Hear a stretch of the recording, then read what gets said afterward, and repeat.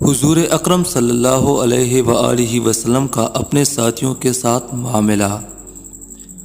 حضرت جریر بن عبداللہ رضی اللہ تعالیٰ عنہ حضور صلی اللہ علیہ وآلہ وسلم کی خدمت میں حاضر ہوئے۔ حضور صلی اللہ علیہ وآلہ وسلم ایک گھر میں تھے جو صحابہ کرام رضی اللہ تعالیٰ عنہ سے بھرا ہوا تھا۔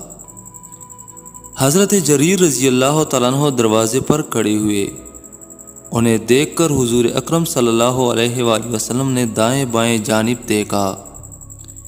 آپ کو بیٹھنے کی جگہ نظر نہ آئی۔